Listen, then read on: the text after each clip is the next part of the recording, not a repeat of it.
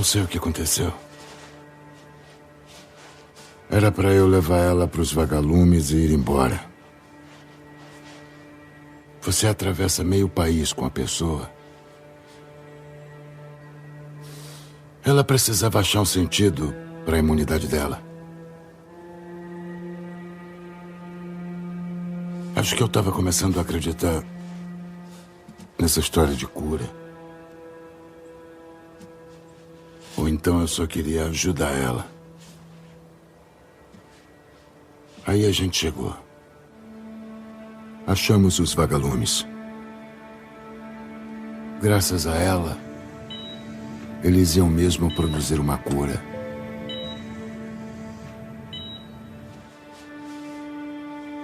O único problema é que ela morreria. Meu Deus! Doutor! O que você está fazendo aqui? Não vou deixar você levar ela. Ela é o futuro. Pensa em todo mundo que vamos salvar.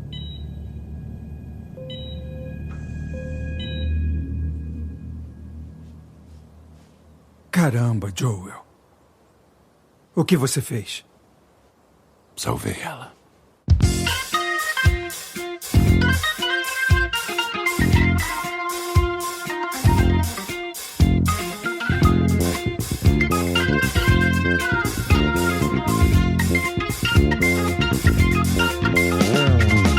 Olá, sejam todos muito bem-vindos. Eu sou o Rafa Costa e vocês estão aqui na nossa sala de edição hoje, uma sala de edição especial, um projeto piloto, uma tentativa aí, uma novidade que a gente está trazendo para vocês, que é o Sala de Jogos. O Sala de Jogos vai ser uma playlist, um novo tipo de programa aqui dentro do podcast que vocês já conhecem, e a gente vai tentar trazer a visão dos editores sobre jogos, né? Sobre jogos de videogame, jogos de computador, enfim, sobre games, né? O mundo dos games aí. E a gente resolveu começar essa playlist pelo jogo que eu considero pessoalmente o melhor jogo de todos os tempos, o jogo que mais mexeu comigo, que eu mais gostei de jogar, The Last of Us.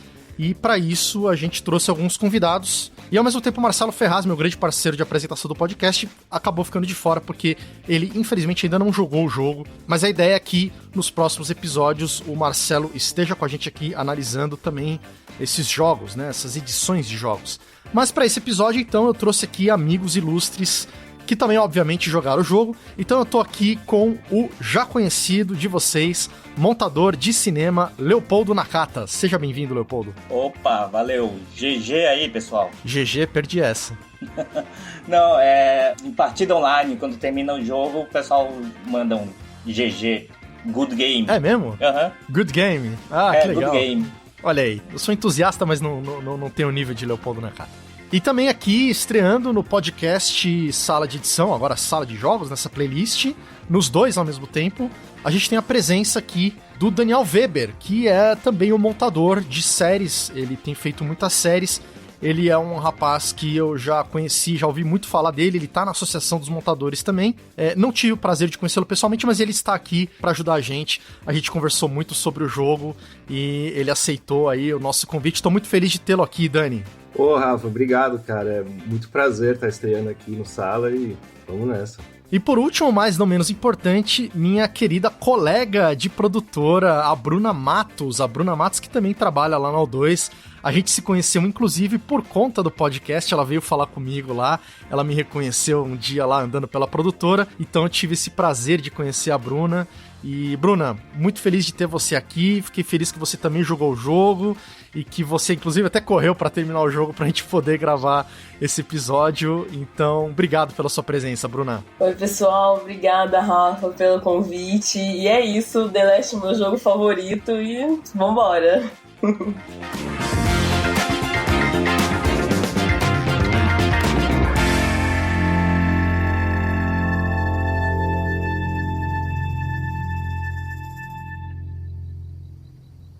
Que foi, Joel? Só queria te ver. O pessoal tá... Sabe, falando de como você é impressionante e... como tá sendo prestativa. Que bom. É.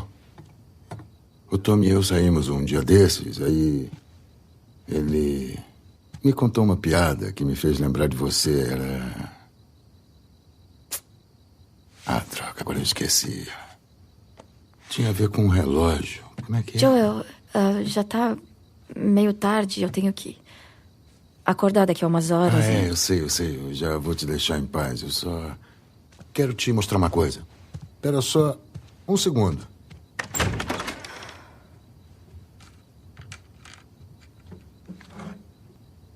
Que isso? O pessoal chama isso aqui de violão. Palhaço. Quer ouvir um negócio? Tá bom. Beleza.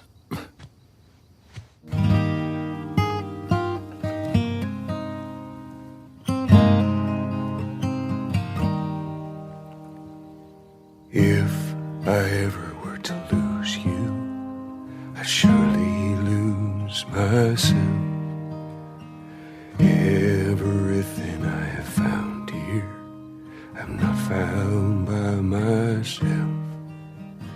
Try and sometimes you'll succeed to make this man of me. All my stolen missing parts, I've no need for any more. 'Cause I believe, and I believe 'cause I can see our future days, days of you and me.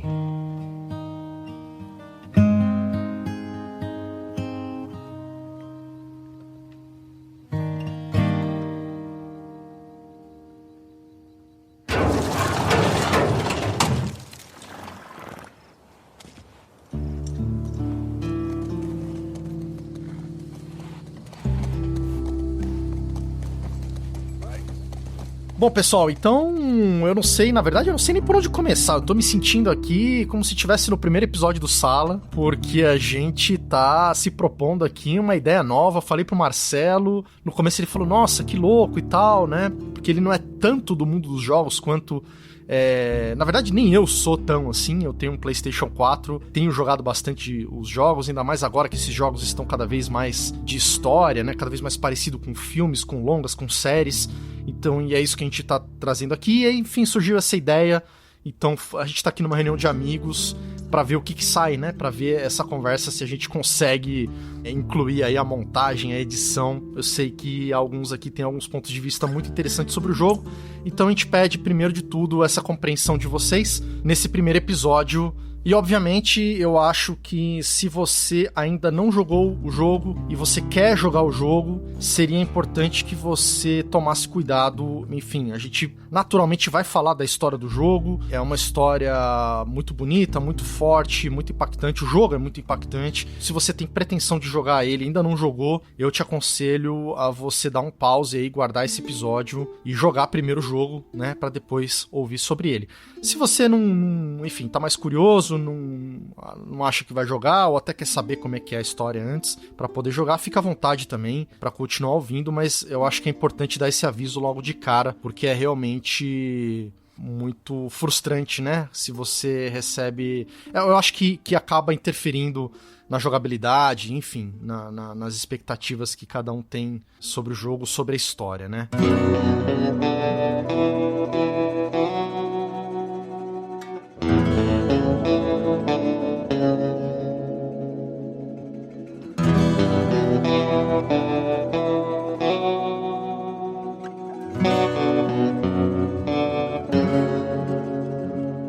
Na verdade, eu queria começar entendendo qual é a relação de cada um com games aí. Acho que a gente pode ir por esse caminho. Vou começar pela Bruna, que é a ordem inversa da apresentação. Bruna, qual que é a tua relação com o game, como editora? Enfim, se você é uma editora, na verdade você é uma assistente de edição ainda, né? Mas enfim, já edita, né? E como é que é? Você acha que você tem jogado muito? Ou você gosta de games? Qual que é a sua relação com os games? Então, eu comecei a jogar tem pouco tempo, tem mais ou menos 1 ano e meio, assim. E aí, quando eu comprei meu PS4, eu falei, o primeiro jogo vai ser o The Last. O primeiro The Last, porque eu já tinha assistido muitos gameplays. E aí eu comecei a jogar. E assim, foi uma experiência maravilhosa. E a partir disso, eu comecei a entrar em muito... Eu jogo, tipo, Bloodborne, Dark Souls, pra passar um pouco de raiva. Mas o que me atrai mesmo são as histórias que elas têm esses elementos mais cinematográficos e elas têm uma narrativa e você cria um vínculo com o personagem e você viaja, sabe? E é esse tipo de jogo que eu gosto. Obviamente que eu tenho alguns, tipo, pra você só bater e desligar a cabeça, sabe? Mas eu procuro jogar coisas que têm esses elementos cinematográficos. Eu acho que... seria isso, assim. Daniel Weber, fala pra gente aí, meu querido, qual é a tua relação com os games? Também na pegada aí da Bruna? Você curte jogos de história? Conta um pouco mais aí pro ouvinte. Cara, eu não sou muito gamer, assim. Na verdade, eu nunca fui muito gamer. Tem alguns poucos jogos que eu, tipo, jogo obsessivamente. Por exemplo, FIFA. E, tipo, tive minha época de Guitar Hero, Rock Band e afins. Mas, e obviamente The Last of Us, a série The Last of Us me pegou muito forte, mas eu não tenho uma vasta experiência com vários outros tipos de game, na real. É engraçado porque essa coisa de game tem muito, né? Essa coisa, os caras que jogam FIFA e a galera que curte mais jogos de aventura e jogos, sei lá, de corrida e tal. No fim você falou que joga FIFA, The Last of Us e você tem um gosto bem eclético aí, né, pra game. Mas eu confesso que, assim, 90% da minha atividade é no FIFA. Vira e mexe, eu dou umas investidas em outros jogos, mas o FIFA é o meu constante. Leopoldo Nakata, conta pra gente aí dá essa contextualizada aí, qual é a tua relação com os games? Eu acho que eu sou um pouco mais gamer. Bom, eu não sei, eu jogo desde moleque, né? Se vacilar, acho que eu sou mais velho aqui da sala. Eu comecei a jogar ainda no Atari. Lá na década de 80. Garoto. Nóis. Não sei se você é tão mais velho assim não, hein? E aí eu passei... Na verdade, depois eu fui mais para os jogos de computador e tudo mais, né? Eu nem tive Nintendo, Mega, eu jogava na casa dos vizinhos, assim, sabe? A molecada da rua. E só fui comprar meu videogame pra valer, assim, com o PS3 ainda. E aí que eu joguei o Last of Us, o primeiro, né? E aí, a partir daí, eu tenho jogado mais do que gosto de admitir. E um pouco de tudo, Eu gosto muito de jogo narrativo. É que atualmente, aquela coisa de a vida atrapalha a jogatina, né? Então, eu tenho preferido jogos narrativos curtos que você consegue terminar em uma semana e largar. Tipo The Last of Us, né? Só que não. Porque eu tive fases complicadas com multiplayer, com MMO, sabe? De perder noites, finais de semana Coisa online, né? Jogos online.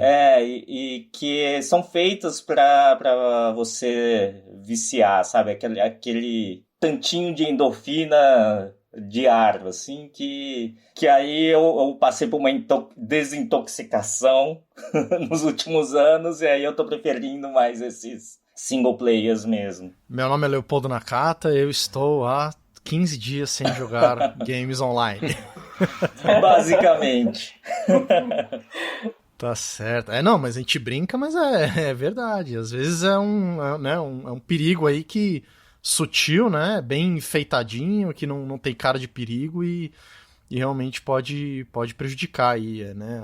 A nossa sociabilidade, enfim, nossa psique aí, né? Nosso psicológico. Mas é muito maluco que eu descobri todo um universo de jogos online que eu achei bem interessante, assim, as comunidades que se formam, sabe?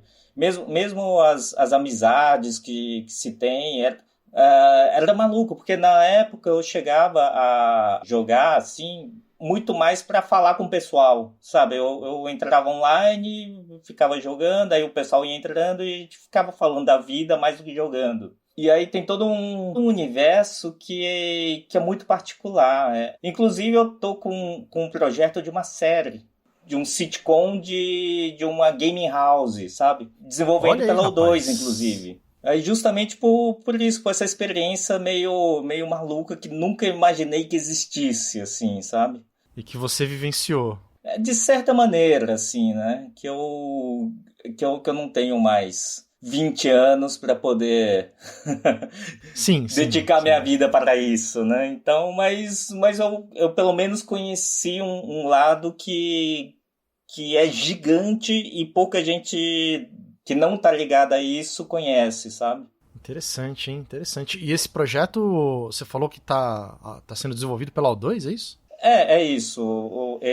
A gente fechou um contrato com a O2 para tentar desenvolver e vender para algum canal, né? Então a gente tá nessa fase de pitchings e etc. A gente, quando você fala, é você e quem mais? Não sei se vocês conhecem o Lagas. Ele foi coordenador de 3D da O2. Aí o Igor Kupstas, também da O2 Play. E também com o Lucas Justiniano, que também trabalhou na O2. E é uma turma bem legal, que a gente se juntou para desenvolver projetos mesmo. Pô, que massa, cara. Eu não sabia, não. Rolou essa coincidência aqui de estar gravando, de fazer o episódio, de você estar aqui e de repente ter um projeto sobre gamers. Interessante, cara. Fiquei bem curioso. Depois quero conversar mais com você e com certeza depois, se isso daí virar uma realidade mesmo, que a gente traz aqui pro Sala de novo. Quem sabe aí um Sala de Jogos já consolidado, já...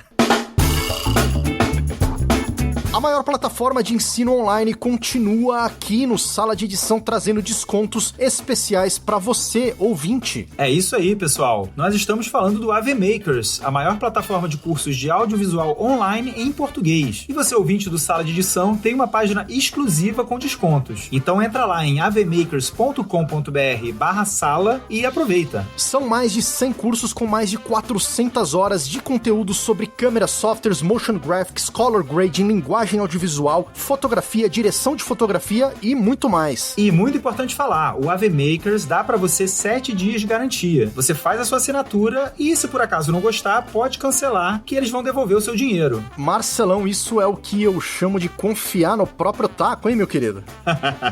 Exatamente, os caras confiam mesmo. Então, galera, entra lá, avmakers.com.br e garante a sua inscrição.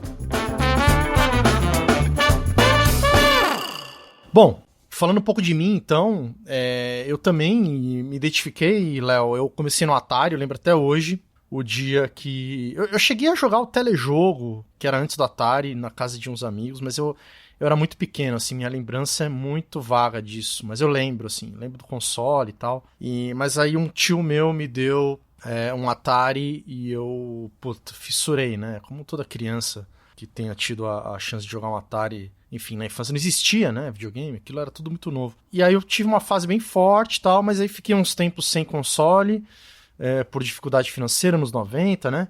Mas mesmo assim meu pai conseguiu me dar um Super Nintendo e eu fiquei com esse Super Nintendo até o PlayStation 2, que aí eu comprei um PlayStation 2 e pra jogar Resident Evil, porque eu jogava muito com os meus amigos em férias na casa deles, no PlayStation 1 e tal. E aí quando tinha lançado o PlayStation 3, na verdade eu comprei o 2, que foi o que deu pra eu comprar. Eu queria jogar Resident Evil e, enfim, joguei vários outros jogos.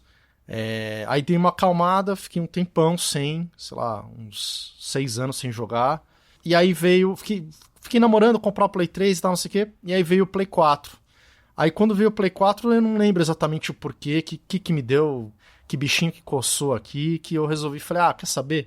E o dólar tava legal, tava 2, eu acho, o dólar, em 2014, 2 e pouquinho. Eu falei, vou comprar. Aí eu comprei o Play 4 no lançamento, e meu primeiro jogo foi Watch Dogs, que eu amei, adorei. E logo depois eu joguei o The Last of Us, que o The Last of Us lançou o remasterizado logo em 2014, né? O 13, em 2013 lançou para Play 3, e 2014, se eu não me engano, lançou remasterizado. Mas eu achei curioso, assim, porque esse papo da gente gravar aqui, né, surgiu lá no grupo de editores, que eu falei, deixa eu ver aqui quem já jogou, né, se alguém jogou por acaso, porque o impacto do jogo foi muito grande, assim, foi uma experiência muito forte, né, esse último, The Last of Us Part 2. E aí quando eu fui ver, um monte de gente tinha jogado, o Leopoldo, o Dani, a Bruna e mais um monte de editor, e começou a rolar umas conversa paralela ao mesmo tempo, assim, com o Leopoldo, com o Dani, com o Ed Mandu também, mandar um abraço pra ele, mas ele não jogou o The Last of Us 2, eu acho, ainda, ele tá no Red Dead Redemption ainda, e enfim. E aí eu falei, nossa, que engraçado, cara. Não sei, talvez um perfil aí, né, que editor, talvez, a galera gosta de game também, tem alguma relação entre o software de edição e os consoles, né, entre contar história e consumir as histórias aí. E, enfim, estamos aqui e eu queria começar, então, vamos começar falando, né, eu ainda tô meio perdido aqui, confesso, mas a verdade é que eu fiquei impactado demais, assim, acabei esse jogo e não sabia nem o que fazer, assim, se eu chorava, sei lá, fiquei num estado meio neutro, assim, meio num limbo, né? O jogo levou a gente com emoções, envolveu demais, né? Eu não esperava me envolver. Tinha jogado o 1 também foi forte, mas não sei se era porque já tinha se passado 6 anos e eu, enfim, já nem lembrava mais como é que era isso e dessa vez parece que foi muito mais forte pra mim. Vocês sentiram isso também? Putz, cara, eu fiquei muito surpreso justamente com isso, cara, com quão envolvente o negócio porque tem um lance que eu penso que é tipo, eu tenho uma dificuldade de me conectar com histórias, emoções e personagens de animação 3D quando ele tenta ser fotorrealista, sabe? Tipo, uma coisa é um desenho, sabe? Uma coisa assim, mas quando tipo, esse tipo, eu não esperava realmente entrar numa narrativa e tipo, me envolver emocionalmente no nível que foi com esse jogo, com os bonequinhos 3D, assim. Não sei se estou falando um absurdo aqui pra quem é muito gamer, mas pra mim foi meio novo isso. É o Uncanny Valley, conhece esse conceito? Sim, exatamente, é verdade. Explica aí pro ouvinte o que é o Uncanny Valley. Uncanny Valley é um conceito onde fala que quando a animação, o modelo é muito abstrato, você se conecta com ele, porque é quase como um símbolo. Quanto mais próximo ao ser humano ele se torna, mais estranho ele vai ficando, porque não chega nem a ser um símbolo e nem a ser a pessoa real. Então gera um estranhamento do personagem. Até que você rompe isso e aí você passa a acreditar naquilo como real. Que é justamente isso, na minha opinião, que faz aquele filme, o Expresso Polar, sabe, com Tom Hanks, faz aquele filme não funcionar, porque ele tá num lugar ali que dificulta você se conectar de qualquer jeito, assim, eu acho. Você sentiu essa quebra dessa barreira nesse jogo, na parte 2? Ou qual que foi seu ponto? Eu perdi um pouco aqui a sua lógica. Sim, exatamente. Eu me surpreendi muito que quebrou totalmente isso aí pra mim. Eu me envolvi absolutamente, assim. Eu fiquei chocado, eu fiquei emocionado. Eu me envolvi demais, assim. Uma coisa que eu reparei é que realmente tá muito... melhorou demais, né, cara? Essa coisa do olho, né? Que todo mundo sempre fala, olho. Parece que é um boneco infinitando, né? Aquela coisa que o olho não se mexe, que é uma das coisas mais difíceis de se reproduzir, né? Me parece aí nas animações e tal, é fazer olho, né? E, cara, você via, olho tremendo com lágrima pra escorrer, né? Um nível de realismo meio assustador, né? Sem contar que a qualidade gráfica também teve uma diferença muito grande, porque algumas semanas antes de lançar o segundo, eu abri o primeiro jogo pra passar por algumas partes e rever um pouco da história. E eu reparei muito na água, não sei se vocês observaram, mas assim, tipo, pelo menos no mundo gamer, eu sempre vejo os caras comentando muito, tipo, se a qualidade da água tá, tipo, muito boa, o jogo tá, tipo, ótimo, sabe? Os caras investiram bem. E isso foi uma coisa que eu reparei no The Last. Tem uma parte que você tá andando com um cavalo, e aí, tipo, eu parei pra poder olhar e dá pra ver o reflexo perfeitamente, dá pra ver o fundo do rio e os detalhes da água descendo. E eu falei, nossa, gente, tá absurdo. Foi muito bom o gráfico. Eu já não ligo tanto pra essa parte gráfica. Eu acho lindo e tudo mais, mas eu acho que faz parte da evolução. É aquela coisa, outro dia eu tava conversando com os amigos sobre Lakers vs Celtics. Você chegou a jogar? Não. No de Mega? Qual console isso? No Mega Drive, assim. Eu lembro esse que não joguei, não. Eu lembro que eu jogava e falava, nossa, é perfeito, sabe? Nossa, tem o som... Não, eu lembro que eu joguei um outro de basquete que não era esse nome, Mas eu lembro exatamente disso aí, cara. Era um jogo de basquete do Mega Drive que eu falava, nossa, que perfeito. Tem o som do tênis do cara brecando na quadra, sabe? Da bola, não sei o quê. E aí a gente achava que aquilo hoje era em real, dia, né? Isso. Aí você vê hoje em dia, e mesmo o Last of Us, o primeiro, eu acho maravilhoso os gráficos. Porque eu joguei também na época que lançou, no PS3, e era era outro tipo, console, né? Outra tecnologia, né? Geração. Era o pico da geração, assim. Então, eu fiquei muito surpreso quando joguei o primeiro. E aí, é surpreendente, os gráficos, é impressionante, mas é uma coisa que cada vez vai evoluindo mais, sabe? Eu não acho que seja uma coisa... o que fica, na verdade, desses jogos não é o gráfico, sabe? Ah, sim. Então, eu confesso que... na real, eu acho que eu não sou nem de um time nem do outro. Eu não ligo tanto pro gráfico, acho legal e realmente é prazeroso, como a Bruna falou, você olhar pra água, os detalhes e tal, pro cavalo, os movimentos do animal, até os movimentos da Ellie, né, da personagem, de todos os personagens, né, e também não só a história, mas sempre o que me pegou mais era a jogabilidade. E eu gostava muito, sempre gostei muito de Resident Evil por causa disso. Minha esposa brincava que não sei se vocês jogaram Resident Evil 4, que o cara lá, o policial, ele tinha uma mala. Os outros tinha também, mas o que eu joguei foi esse 4. Aí eu não cheguei a jogar os anteriores, que eu jogava com os meus amigos. Eu mesmo, sozinho, joguei o 4, né? Depois até joguei o 4 remasterizado aqui no Play 4 também. E, cara, eu acho que eu gastava mais tempo arrumando a tal da mala e sabe, contando bala e recolhendo coisas e deixando a arma pronta e pensando em qual arma que eu ia sacar primeiro e que posição que eu ia deixar e blá blá blá, do que, tipo, a história eu tava, cagando pra histórias. Até porque teve uma super evolução nessa coisa das histórias, né? Porque antigamente era, as cutscenes, né, que são essas cenas que vêm entre uma fase e outra, uma hora que você tá jogando e de repente você perde o controle do jogo pra passar o tal do filminho, era aquele momento chato, né? Ih, caramba, que droga, lá vem um filminho que eu tenho que ver e você queria pular aquele negócio, sei lá, pelo menos comigo era assim, né? E o que eu senti nesse jogo, no The Last of Us 1, eu fiquei muito contente com as três coisas ao mesmo tempo, né? Porque foi um jogo que me deu o prazer da jogabilidade, de exploração, de recolher itens, de sobreviver com poucos recursos e tal. Te dá um gráfico maravilhoso que tesão entrar nesse cenário e tal, não sei o quê. E a história que eu nunca tinha, sempre tive, caguei. Se você me perguntar da história do Resident Evil 4, que eu zerei umas 3 ou 4 vezes, até hoje eu não lembro da história, entendeu? Porque é sempre a mesma historinha, um helicóptero vem, joga o policial lá no meio pra procurar alguma coisa, o cara se perde, encontra o zumbi, blá blá blá.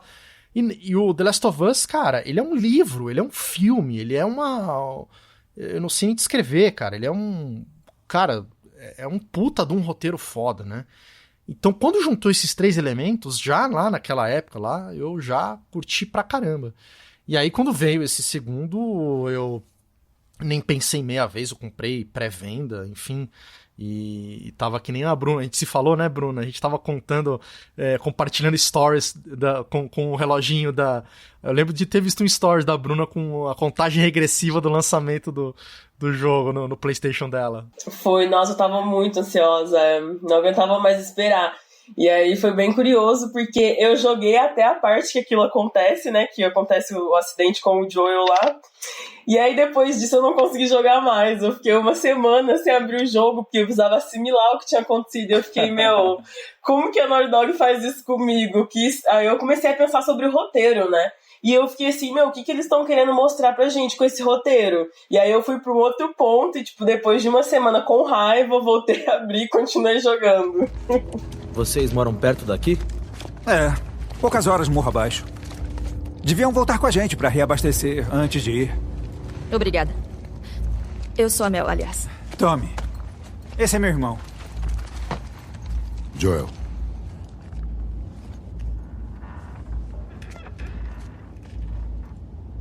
Parece até que já ouviram falar da gente. É porque já ouviram.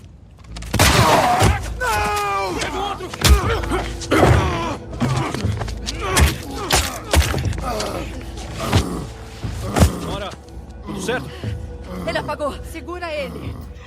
Eu confesso que eu fiquei bem abalado nesse momento e em tantos outros, né? Eu inclusive, depois tem um amigo meu que é o... Mandar um abraço pra ele. Eu não sei se ele vai ouvir esse podcast, mas o Edu Benvenuti, que na verdade ele é conhecido como... Eu nunca lembro a ordem das letras, mas é o BRKS Edu, ou BKRS Edu, eu não lembro. Mas ele tem... amigo dele, cara? Sou. A gente é amigo de infância. O cara é legal. famosão. Ele tem, sei lá, já deve estar batendo uns 10 milhões de inscritos aí no YouTube. Eu cheguei até a morar na casa dele uma época que eu tava na faculdade e precisei me mudar e, enfim, tava precisando de um canto ali mais próximo de onde eu trabalhava e os pais dele também sempre foram muito amigos dos meus, acabaram falando, fica aqui e tal, não sei o quê. Enfim... Mas faz muito tempo que eu não falo com ele, desde que ele foi pro Canadá e tal. Mas eu sempre acompanho, assim. Aí eu gosto de ver, eu vou lá ver o gameplay, né? E, cara, o Edu ficou transtornado quando o Joel morreu, cara. Mas ele ficou, assim... Só faltou ele chorar, ele não sabia o que fazer. Dava pra ver, vale a pena o ouvinte, de repente, dar um play lá no canal dele, que é engraçado. É engraçado assim, né? Depois que você já viu, você já passou essa emoção e tal. Porque ali ele expressou realmente o que a gente passou no jogo, né? Quem jogou o primeiro jogo e depois o segundo, enfim. É realmente... E esse em especial, né? O segundo é uma virada atrás da outra, né? Total, cara. Assim, eu fiquei muito chocado também, muito triste. Mas eu não fiquei com aquela raiva, né? Me surpreendeu ler sobre, tipo, a reação que isso teve, né? De vários... fãs, consumidores que detestaram isso ao ponto de mandar ameaça de morte pro diretor do jogo, pra atriz que faz a Abby, sabe? Uns absurdos assim que... Não, sempre tem umas viagens, né, cara? Mas parece que rolou mesmo. Teve um movimento, inclusive, conservador, né, de crítica, porque esse jogo, eu até tava vendo aqui uns vídeos especiais sobre ele. Foi um jogo que na equipe eles se preocuparam muito com isso, de ter muita diversidade étnica, sexual, né, de orientação sexual, de idades e tal.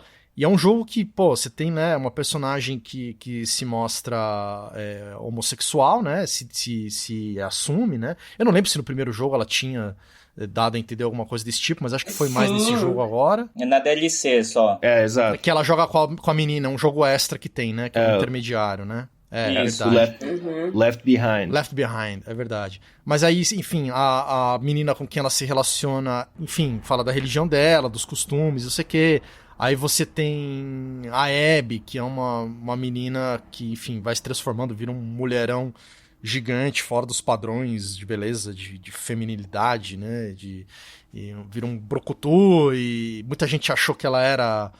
Antes ficou criticando, falando que podia ser transexual e virou tudo um problema que você fala, meu, que loucura, né? Porque...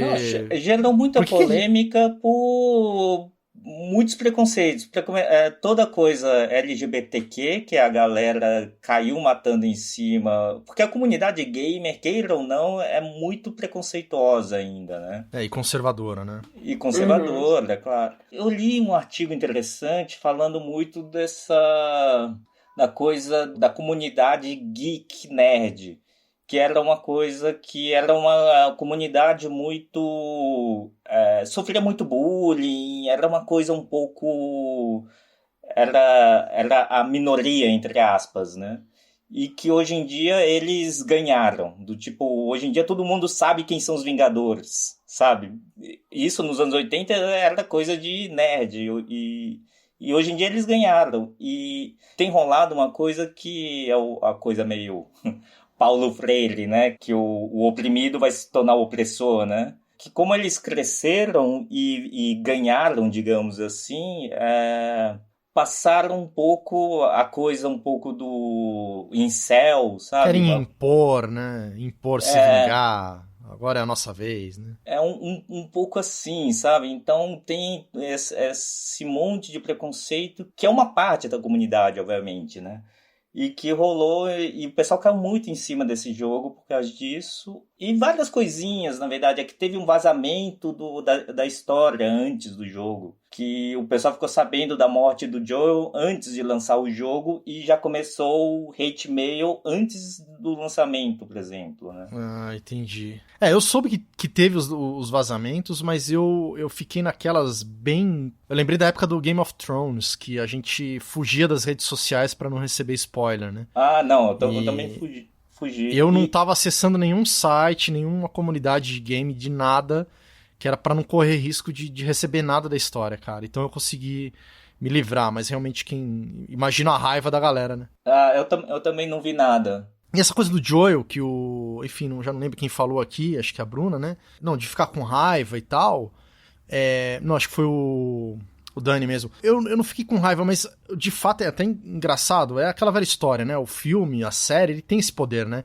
De você, sei lá, se apaixonar pelo Dexter, por exemplo, né? Que é um assassino, que é um psicopata. E você torce pelo psicopata, né? Na série.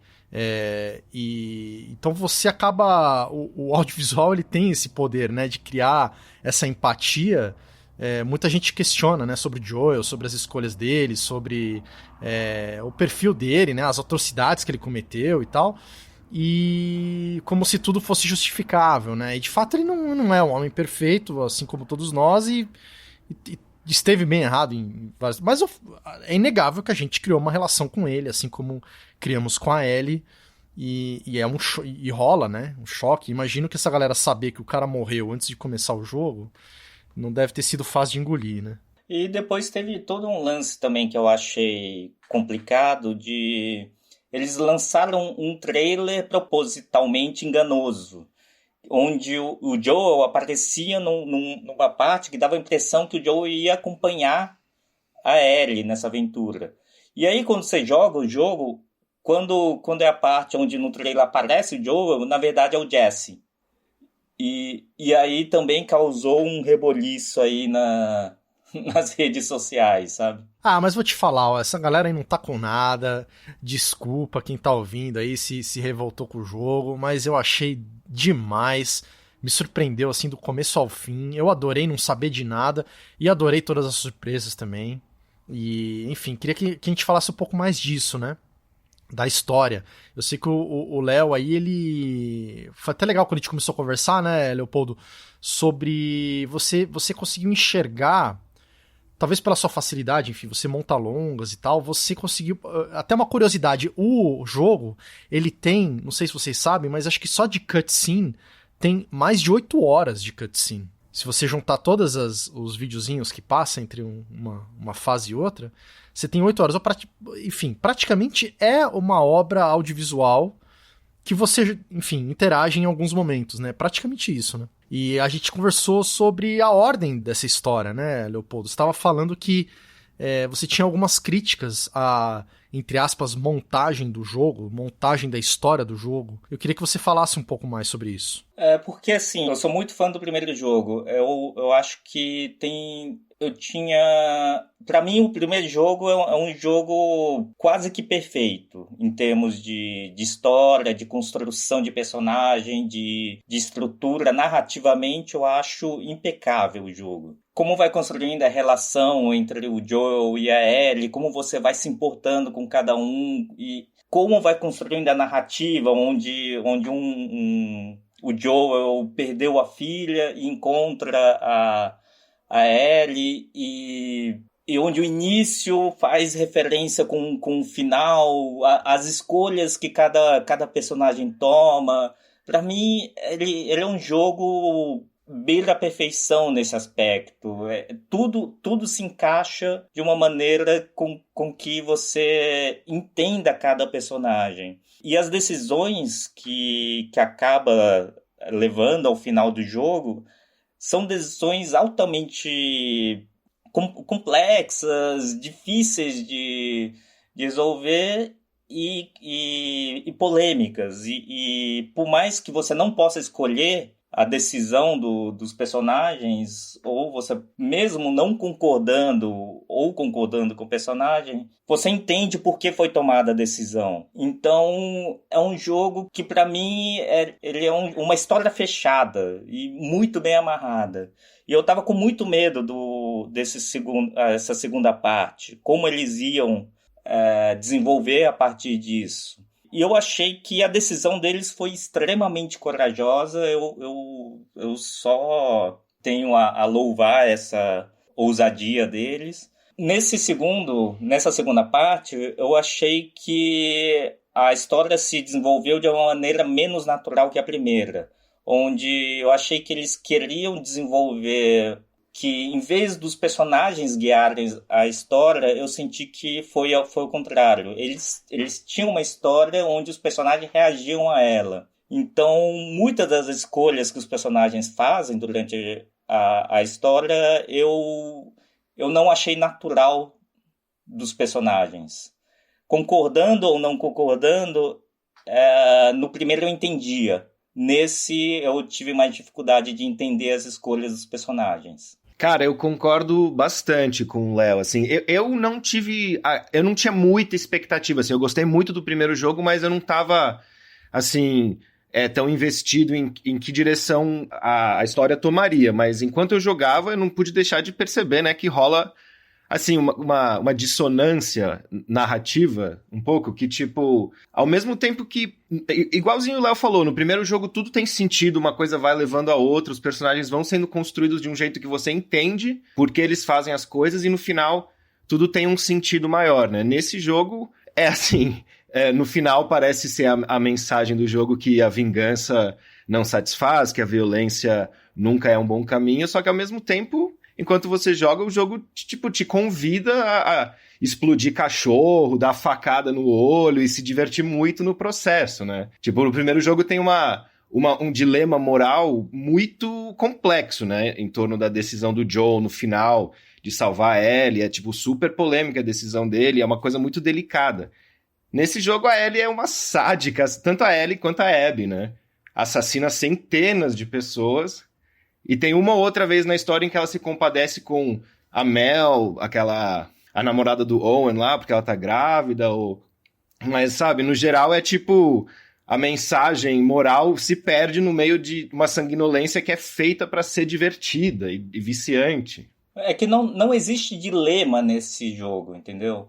Existe um sentimento de vingança, de autodestruição que só vai crescendo. O dilema não existe dilema, porque é uma escolha que tem claramente um lado certo e um lado errado, sabe? Então, te deixa menos margem para reflexão, eu acho.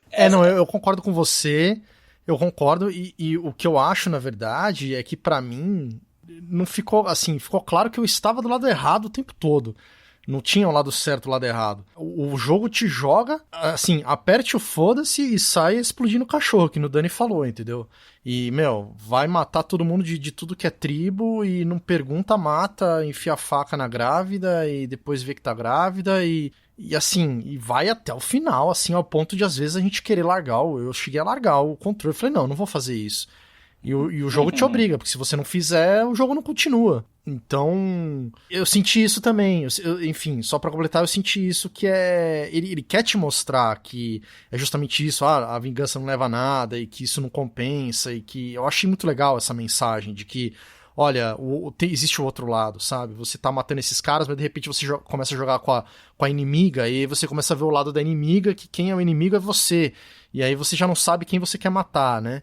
Isso é muito louvável, acho que foi muito bom nesse sentido, assim, ainda mais em tempos de polarização, né? Isso eu achei incrível, eu acho que conceitualmente esse jogo é incrível, assim, aquela coisa de você colocar os sapatos do inimigo, sabe? De você ver que realmente não tem lado, e você transformar a heroína da primeira na vilã do segundo. Né? Acho que todo o pensamento conceitual de você odiar uma personagem e fazer com que você entenda o lado dela, eu acho excelente, excelente. E eu acho a Abby a personagem mais interessante do jogo, na verdade. Pois é, cara, no fim, eu lembro que quando eu comecei a jogar com a Abby eu fiquei puto, acho que todo mundo, né, não sei... Mas depois, quando eu voltei pra Ellie, eu falei, não, eu queria continuar com a Abby. Então, mas é que eu tenho problema da maneira como... Sim, não, eu entendi. E aí eu acabei não completando minha lógica, mas fora isso de estar muito claro e ser esse lance mesmo de enxergar o lado do outro e no fim das contas você tem que apertar o foda-se pra que você faça as coisas que o jogo te mostre que não são legais, né? E ao mesmo tempo você se diverte com isso, é uma fórmula muito louca. Ao mesmo tempo, eu concordo contigo que... não é muito lógico, assim, algumas coisas, tipo, o que o personagem faria, por que ele tá fazendo isso, né? Até agora eu acho que, no fim das contas, existiu uma raiva, um lance muito exagerado na Ellie até, cara, do que ela seria, sabe? Tipo, não sei se é muito factível tudo isso que ela fez, assim, sabe? Pode ser que tenha se juntado, né? Porque vocês lembram de uma cena, se eu não me engano, rola uma cutscene que o Joel tá conversando com o Tommy e ele fala sobre o sentido da vida da Ellie, né? Que o sentido pra ela era, tipo, ela ser a cura. E aí, quando o Joel corta isso dela, ela já tem essa raiva do Joel por, tipo, você me tirou o direito de escolher da cura e tudo mais. E agora, tipo, o Joel morreu e não temos a cura e, assim, o que eu vou fazer da minha vida, sabe? E aí eu acho que foi um acúmulo dessa raiva que ela acabou, tipo, se estourando de tudo, sabe? Tipo, pode também ter sido nessa linha. Eu entendo a raiva da Ellie, a falta de propósito que vai e vira essa espiral de ódio que chega num ponto onde não tem mais volta, onde ela não consegue nem mais tocar a guitarra, que era o símbolo a lembrança do Joe. Eu acho tudo isso incrível. Para mim é mais falando de edição, é mais como eles estruturaram isso. É coisa que eu achei uma... Para mim foi muito complicado quando comecei a jogar com a Abby, que foi... Acho que um problema de estrutura, porque você vai jogando com a Ellie e vai passando os dias e você vai vendo ela indo para cada vez mais o lado escuro, até que chega no ápice do jogo, que é aquela cena do teatro onde a Abby e a Ellie finalmente se encontram e vai ser foda. Levanta! Mãos pra cima, senão atiro nele também! Não faz isso, Ellie! Sai daqui! Levanta! Agora! Não se atreva, porra! Olha essa porra! Para! Larga a arma! Larga a arma! Merda! Não. Eu sei porque matou o Joel. Ele fez o que fez pra me salvar. É por minha causa que não existe cura. Sou eu que você quer. Solta ele. Você matou meus amigos. Deixamos vocês viverem. E vocês desperdiçaram. E aí corta... um flashback, ok, entendi o lado da Abby. Tipo, o que aconteceu, né, cara? O que acontece lá no teatro? Tá, aí eles atacaram, ok, Aí começou a pegar item pra upar o personagem de novo. Eu falei, não... Nessa hora eu falei, vixe, vai longe o negócio aqui, cara. Eu passei 10 horas upando a personagem, fazendo todos os equipamentos, upando as habilidades. Você vai me refazer tudo isso de novo, quando eu quero saber o que acontece lá, sabe, no teatro. E aí a sensação que eu tive foi que eu quero passar logo essas fases da Abby, porque eu quero saber o que acontece. E aí todo o arco da Abby, que eu acho que tem um potencial, mas ele perde pelo gancho que você quer saber o que acontece no teatro. Você não se importa com aquela guerra entre o WLF e os Seraphites, sabe? Você não tá... Você não se importa com aquilo. Quando eu ouvi isso de você, eu li, sei lá, a gente conversou, eu realmente lembrei. É que, sei lá, às vezes eu sou meio bobo, assim, meio consumidor que cai que nem pato em tudo. Tudo eu tava achando legal, assim, sabe? Porque, sei lá, esses jogos, até porque eles são caros, né? E eles demoram 6 anos pra serem feitos. Aí quando eu vi que tinha que fazer tudo de novo com a Abby, eu falo, bom, pelo menos eu vou jogar mais até tudo isso aqui, até continuar a história, ou seja, mais jogabilidade pra mim, né? Como eu disse, a jogabilidade tem um fator aí importante pra mim.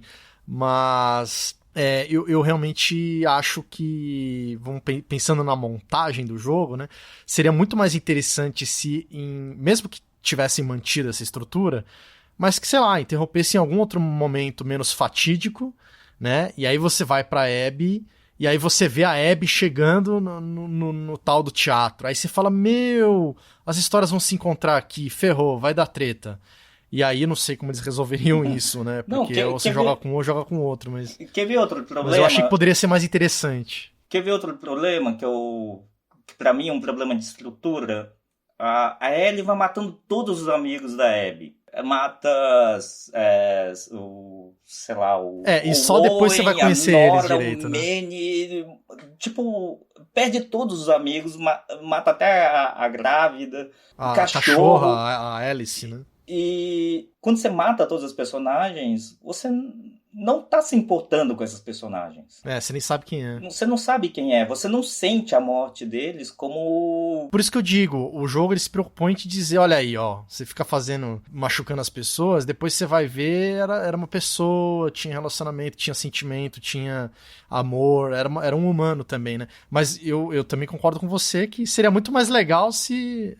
Eu entendo mais ou menos o que eles estavam tentando fazer, eu concordo que dá um estranhamento, assim, quebra um pouco a brisa, assim, da história, mas talvez, assim, eles já soubessem que você, no comecinho do jogo, você bota uma personagem que vai matar o protagonista querido do jogo anterior, já é controverso, um monte de gente vai ficar com raiva. O jogo já sabe que tem essa proposta polêmica de depois fazer você jogar como a assassina do Joel. Talvez se fosse, assim, só um par de cutscenes, ou, tipo, uma ceninha ali, talvez... não bastasse para você criar empatia pela Abby de fato, porque eu acho que eles te forçam a jogar tanto com ela e que nem o Léo falou, upar a personagem, né, e achando skills e armas e não sei o que, aí chega uma hora que você já passou tantas coisas com ela e tem todo aquele side quest do Lev, da Yara, e aí, tipo, é tão imersivo e é tão vasto que é, tipo, quase impossível você não nutrir uma empatia por ela. Talvez eles acharam que se fosse mais rápido, né? Tipo, é meio que chocante, assim. Mas eu não acho que é uma questão de velocidade.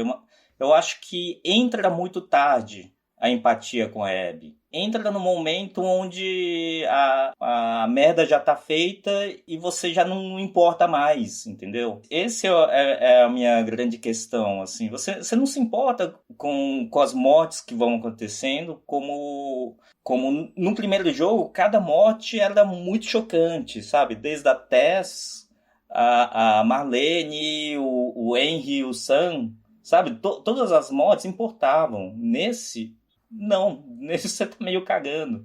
Um dos personagens secundários mais interessantes que eu achei da Abby era o Manny.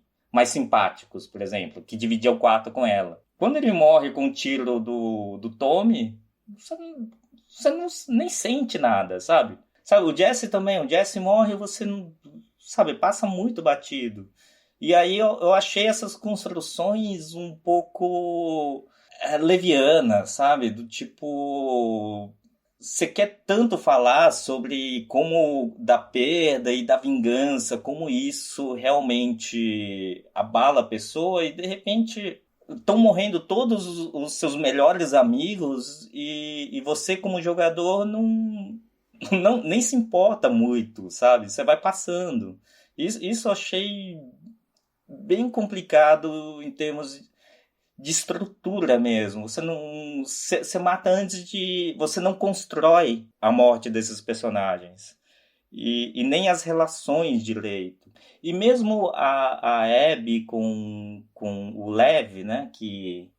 Com o garoto, que tenta emular um pouco a relação do Joel com a Ellie, eu também achei uma relação muito forçada dentro da história, sabe?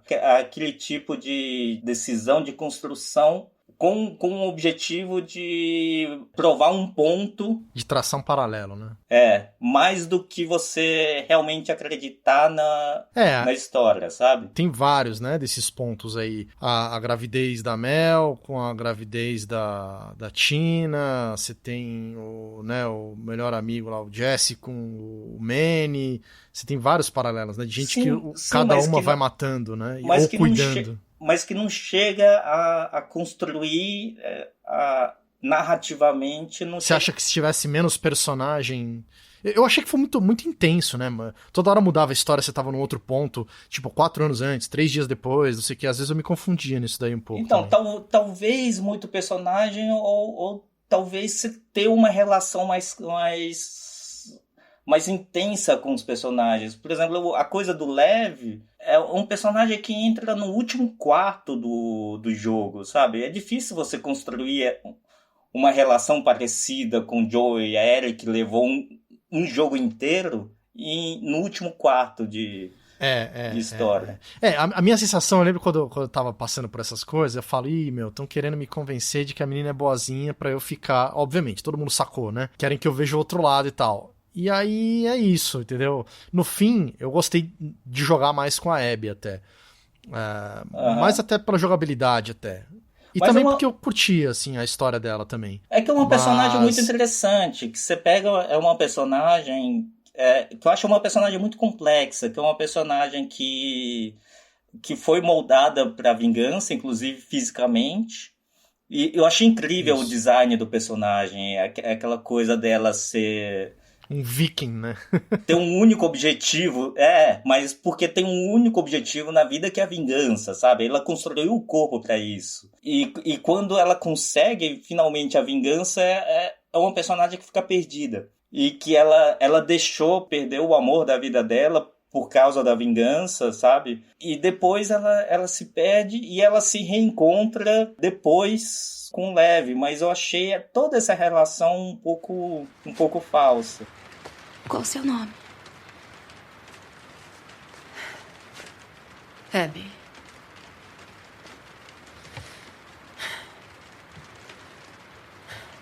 Valeu por me soltar.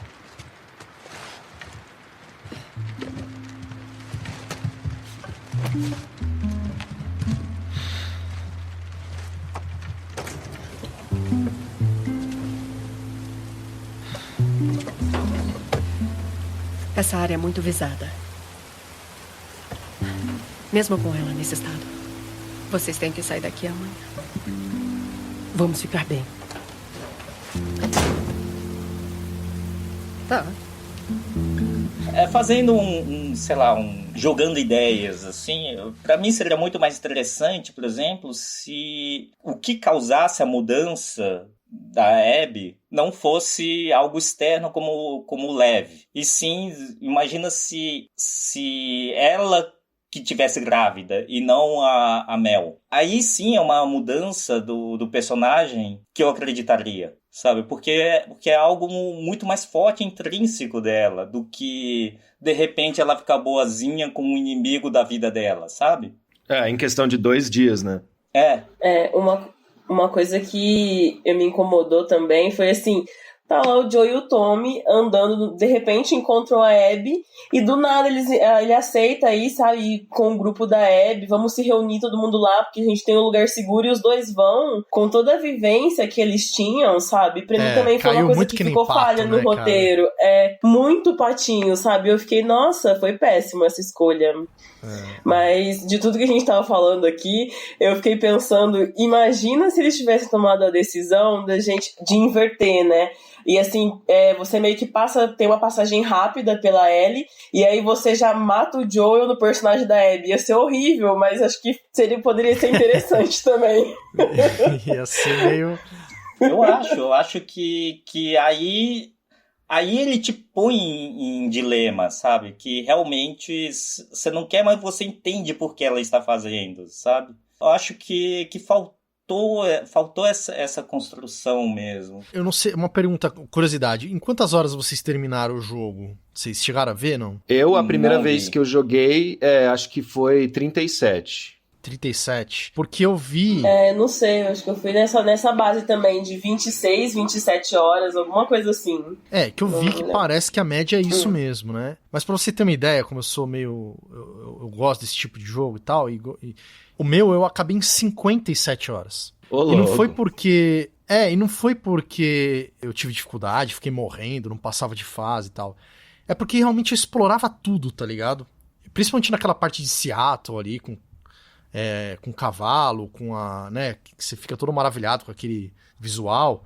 Mas é engraçado que essa parte da Abby também foi uma que eu joguei com muita calma também. Principalmente quando ela encontra o Lev, a Yara. Então, eu não sei, eu tive uma coisa pessoal, uma experiência pessoal com a parte da Abby, que, cara, eu não fiquei tão não convencido assim como você ficou, saca? Me convenceu. Eu consegui criar, assim... Eu sabia que eles iam tentar isso comigo... E, de certa forma, eles conseguiram, saca? Não sei se foi porque eu fiquei passando muito tempo junto e vendo cada reação, sabe? E tentando recolher, porque enquanto você fica tentando recolher as coisas, fica rolando mais diálogo, né? Sei lá. Vocês tiveram essa impressão também? Como é que foi pra vocês, Bruna e Dani? Então, eu criei essa relação com a Abby e eu fiquei, Ellie, não consigo bater na Abby, ela é uma pessoa boa, tanto que eu larguei o controle e eu falei, eu não vou mais jogar, entendeu? Então eu criei essa relação com a Abby. Quando eu já comecei a ver a história dela, começou a mostrar, putz, ela foi lá porque o Joel matou o pai dela, e eu fiquei, não vai ter como, sabe? Eu já comecei a gostar da personagem. E você, Dani, o que você achou aí dessa parte da Abby? Pô, cara, eu gostei, assim, mas eu fiquei empolgado, que nem você falou, eu fiquei empolgado de perceber que ia ter mais jogo pela frente. Falei, putz, se ela tá começando agora a juntar munição, a se situar pra sair na missão, é que vai ter bastante jogo pela frente. Isso me empolgou, né? Porque também, em termos da estrutura narrativa, que nem a gente tava falando, tem uma coisa que também eu tive um sentimento conflituoso, assim, que é bem perto do fim, quando depois que a Abby enfrenta a Ellie no teatro, depois que você já fez tudo, pelas duas perspectivas, voltou, elas se enfrentam, e aí aquilo poderia ser um final pro jogo, né? A Abby poupa a Dina e a Ellie, né? Ela tenta quebrar o ciclo de vingança, que é o que vem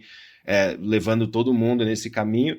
E aí depois isso poderia ser um final do jogo. Aí de repente o Tommy aparece, né? E convence a Ellie que tipo, ela tem que se vingar de novo pela morte do Joel e tudo isso. Aí eu falei, eita, será que vai ter mais ainda? E aí eu já achei narrativamente isso meio estranho, assim, meio controverso, só que ao mesmo tempo eu tava empolgado. Falei, putz, então vai ter mais um monte de aventuras aqui, da hora. Inventem qualquer coisa aí, eu quero jogar. Né? Tipo isso. Eu tava nessa já, velho. Eu confesso, no fim das contas, a jogabilidade pra mim pega um pouco mais do que a história até. Eu prefiro ter mais tempo de jogo. Eu sou editor, eu tenho que cortar.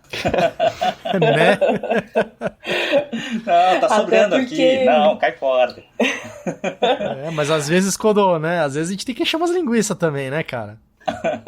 Realmente tem as situações de batalha, né, nesse jogo, são muito deliciosas, né, cara, é muito legal ficar escondendo na grama, circulando, né, caçando os caras, é muito legal, cara. Isso acho que eles fazem muito bem, aquela coisa de ritmo de jogo, onde você tem ação e respiros, sabe? E vai entrando os flashbacks, assim, de uma cena muita ação, muito foda, você tá aí com a Ellie cada vez indo mais baixo, aí entra, tipo, a cena do Museu de História Natural, sabe? Ah, muito legal aquela parte. Que aí dá aquele respiro e dá aquela... Você tá naquela depressão e te eleva o espírito, sabe? Eu acho que isso eles fazem de uma maneira espetacular. E esse jogo melhorou muito, né, cara? Porque... não sei a experiência de vocês, tô curioso, mas nesse jogo, no jogo anterior, eu me senti extremamente oprimido. Tinham poucos momentos de respiro, assim, era uma coisa muito intensa. E nesse jogo agora eu fiquei muito mais confortável. É meio conflitante, porque as histórias são mais de vingança e tal, mas, sei lá, a dinâmica deles de montagem aqui, né, da narrativa que nem você falou, eu realmente percebi isso daí, cara. Ia lá pra história dela com Tommy ou Tom, não lembro, que ia tirar lá de cima, lá, treinar sniper, teve essa do museu, com a Abby tem a história do aquário, junto com o Owen, e, cara, fez muita diferença pra mim, cara. Eu lembro que no primeiro jogo eu tive situações, assim, como também já tive em Resident Evil, assim, de jogar muito e ser tanta pedrada na sequência, assim, cara, tanta coisa forte que você fica meio abalado, assim, sabe? Aquela coisa que você vai dormir, não sai aquela coisa da cabeça, não é legal, assim, tipo, é um ponto que você chega e esse jogo não deixou isso acontecer. E olha que eu joguei alguns períodos, boas horas seguidas jogando, assim, coisa de, sei lá, 5, 6 horas jogando, cara. E não tive essa overdose emocional, sabe? Sei lá, você saía... Por exemplo, aquele Subway lá, aquele metrô, né, dessa vez... Eu sinto que o outro jogo teve umas partes muito dark, tá ligado? Muito mais tensas do que esse. Talvez até porque esse foi mais ser humano, o outro era muito mais bichos, né? Os instaladores, eu não sei, cara. Eu queria entender... O que vocês acharam? O que você achou, Bruna? Você viu a diferença disso? Eu vi essa diferença também. Acho que nesse jogo agora, no 2, eles estão bem mais focados em tentar fazer a gente entender esses sentimentos que a Ellie tá passando, que, né, com a perda do Joel, mas esse sentimento da vingança. Mas assim, tanto que, eu não sei vocês, mas vocês encontraram muitos lá, os instaladores, porque foram bem poucos, né? Até os baiacus, que são os novos, né? As nova forma do vírus, né? Que teve a mutação. Eu encontrei 2 durante o jogo e eu fiquei, nossa, foi bem pouco. Eu achei bem pouco também. O que você achou, Dani? Pô, eu achei que tem bastante até. Aqueles... baiacu que chama, os Shamblers lá. Isso, eu acho que é baiacu.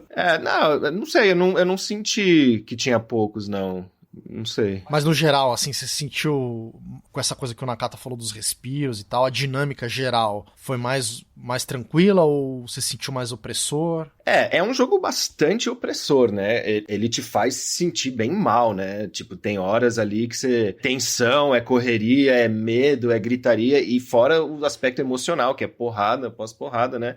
Mas eu acho que, de fato, eles intercalam bem com momentos de leveza. Por exemplo, uma cena que eu achei muito bonita e me emocionei foi quando... Bem no começo ainda, você tá explorando aquela loja de música, daí tem aquela ceninha que ela pega o violão e toca Take On Me. Eu achei muito lindo aquilo, sabe? Tem esses momentos que vão juntando o negócio num negócio mais ou menos equilibrado, mas assim, é um jogo do mal, né? É um jogo que é só atrocidade, crime, violência e... Mas, enfim... Talking away. I don't know what I'm to say, I'll say it anyway. Today's another day to find you shying away. I'll be coming for you, okay? Take on me. Take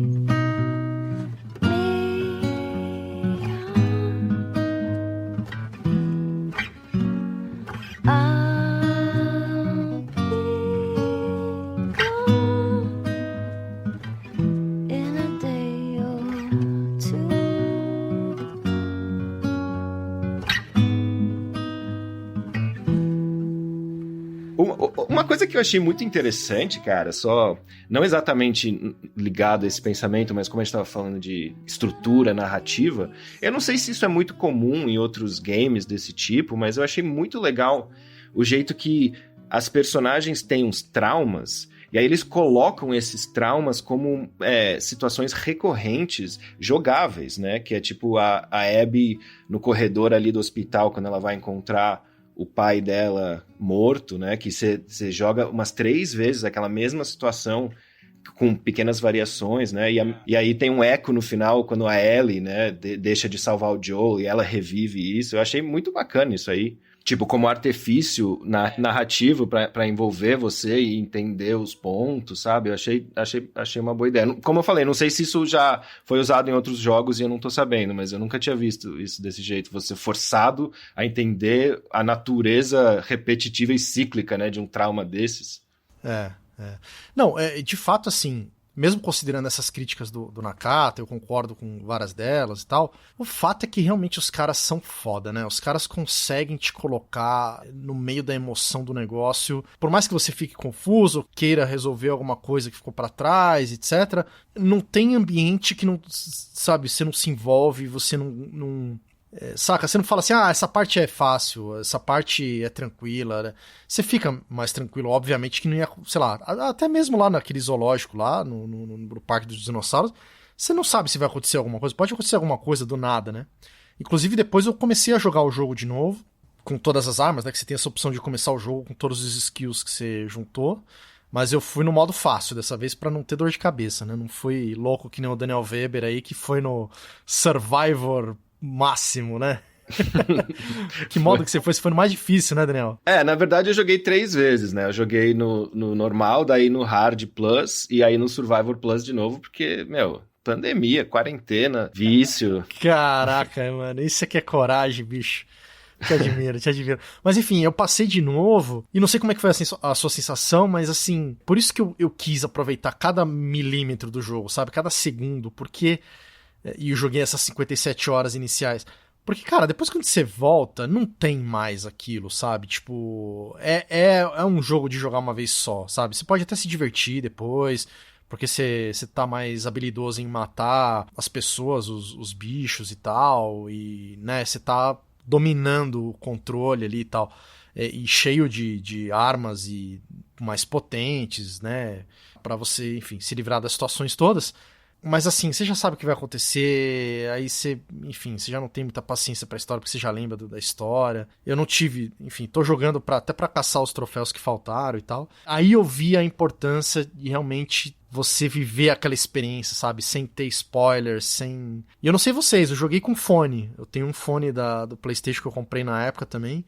E fez bastante diferença, cara.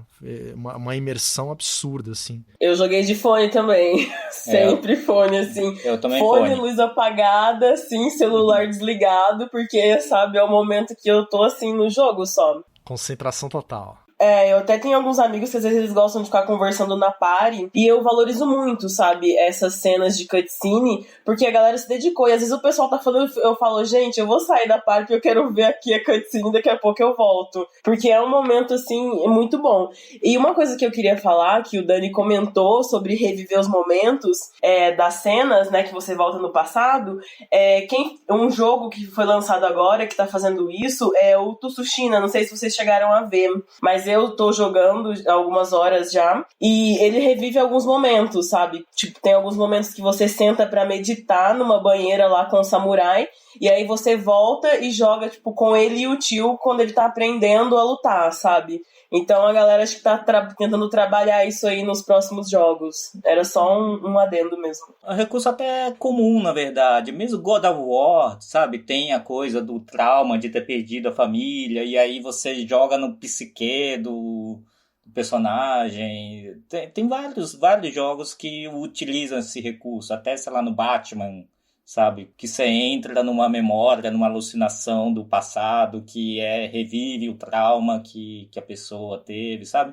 É um recurso até relativamente comum. Bom, confirmando aí, então, meu status de não muito gamer. Mas, assim, uma coisa que eu realmente louvo muito a Naughty Dog é sempre a tentativa de construir algo mais, sabe? Por mais... Eu sou chato pra cacete com estrutura e narrativa, que não consigo desligar, né? É isso, tem que ser, cara. A gente tá aqui pra analisar friamente, sem emoções. Não, porque a gente sabe que emoção... E aqui, acho que a ideia é essa, colocar a emoção de lado mesmo. Também falar da emoção, né? A gente sabe que você gosta pra caramba, tanto que você comprou na pré-estreia e terminou em uma semana, não foi isso? Tipo, pelo que você me falou. Então, assim, sim, não há dúvidas que você também gosta pra caramba desse jogo, né? Mas a ideia é essa mesmo, a gente analisar essa estrutura. Coisa que meio... Eu sou chato, assim, com filme que assisto, com jogo que jogo, imagina os projetos que eu monto. Então, eu tenho que aprender tô aprendendo até a pegar mais leve com os diretores, porque não é legal.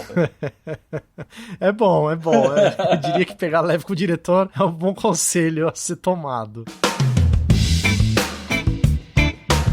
Pessoal, uma pausa rapidinha aqui no nosso papo para mandar um recadinho para você que é filmmaker, que é videomaker e gosta de produzir os seus vídeos com equipamentos profissionais. Então você precisa conhecer a Move Locadora. Lá na Move você pode alugar drone, GoPro, lente, iluminação, microfone, enfim, tudo o que você precisar para sua produção audiovisual. Pois é, Rafa, a Move Locadora tá com uma parceria fantástica com a DHL, uma empresa de logística que garante a entrega dos seus equipamentos em qualquer lugar do Brasil. E além dessa lambuja, o ouvinte também ganha desconto desconto exclusivo de 10% em qualquer orçamento. É só você usar o cupom SALA10 e garantir o desconto em cima do orçamento total. Lembrando que essa promoção é válida até dezembro de 2020. Mas se você quiser comprar e não alugar, você também pode fazer um ótimo negócio na loja do Filmmaker, Marcelo. É isso aí, Rafa. Muitas vezes a gente usa demais aquele mesmo equipamento em todas as nossas produções e nesse caso, é claro, vale mais a pena a gente comprar o próprio drone, a própria câmera ou aquela lente que a gente mais usa. Exatamente, meu querido. E lá na loja do Filmmaker você encontra as maiores e melhores marcas de equipamentos audiovisuais. Eles são revenda autorizada da SmallRig, DJI, Canon, Sennheiser, Duracell e Sony. E além disso, eles também estão dando desconto para você ouvinte. São 5% em todos os produtos anunciados no site, com frete grátis para todo o Brasil. Então não perca tempo e confira aqui na descrição do nosso episódio todos os links de todos os nossos patrocinadores e benefícios exclusivos para você ouvinte do Sala de Edição.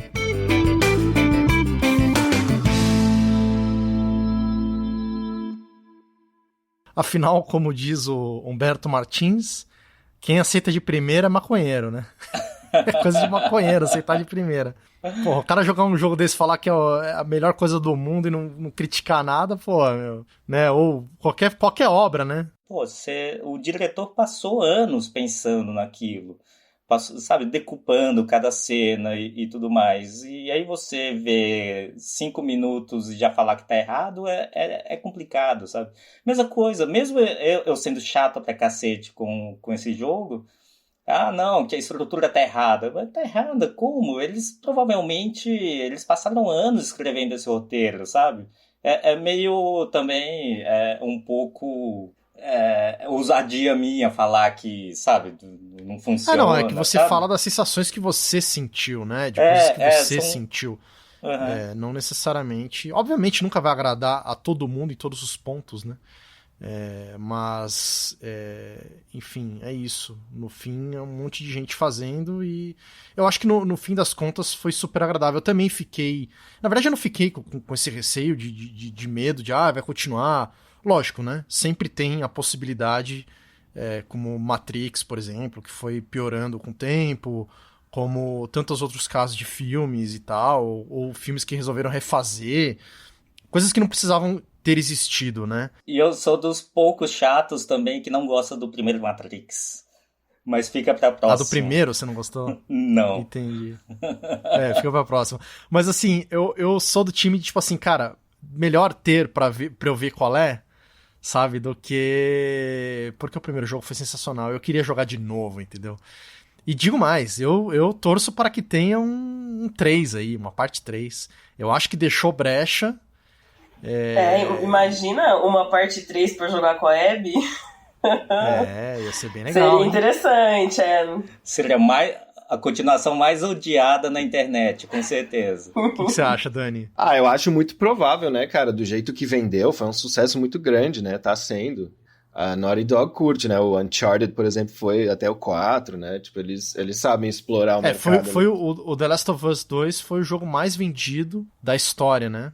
Assim, na pré-venda, nas primeiras semanas, alguma coisa do tipo. Foi 4 milhões de cópias, eu acho. Acho que sim, cara. Não foi o jogo, foi o exclusivo do PlayStation mais vendido. Não foi o jogo em geral, assim. Teve jogo que foi mais vendido do que ele, assim, de pré-venda, será? Acho que sim, os CODs da vida, acho que vendem mais. FIFA vende pra cacete também. FIFA acho que é o jogo que mais vende. Entendi.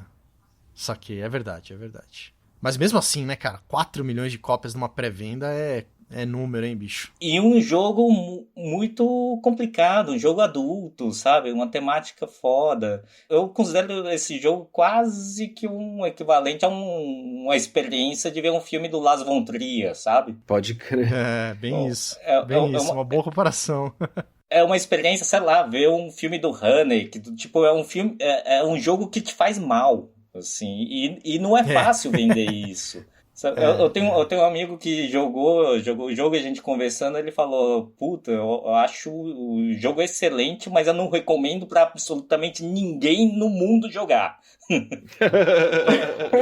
Você sabe que quando lançou os últimos trailers, na verdade... não, na verdade foi quando os trailers estavam suave até. Aí lançou... Os gamers tiveram... O Edu, o Zangado, acho que o Jovem Nerd também tiveram acesso antes... pra jogar e todos tinham autorização de jogar até uma parte lá. Cara, me deu um cagaço de comprar esse jogo pra jogar. Eu já tava desistindo já. Eu falei, não vou jogar esse negócio. Esse negócio é muito tenso, cara. A parte dos cachorros, e aí os caras todos atrapalhados com os controles ainda e tal, não sei o quê. Meu, você tá louco, velho. Mas aí, enfim, eu falei, não. Aí, sei lá, um belo dia eu acordei e falei, vou comprar, e comprei e joguei. E no fim eu senti que é uma coisa legal desse jogo até. Ele vai aumentando a dificuldade conforme você vai aumentando o skill também. Você não se ferra já de cara. Principalmente quem já jogou o anterior também, né? Então, foi... Mas eu concordo com você. É um jogo que te faz mal. Embora nos filmes eu não curta tanto isso, eu tenho sei lá, porque eu tenho uma certa atração, cara. Com Resident Evil, com esse aí. Eu tenho até parado, até. Um dos motivos pelo qual tava pensando em não comprar esse jogo foi porque a última vez que eu zerei o Resident Evil, e esse sim, Dani, eu fiz no modo Blaster, nem sei qual que é o nome lá, mas é o mais difícil de todos lá.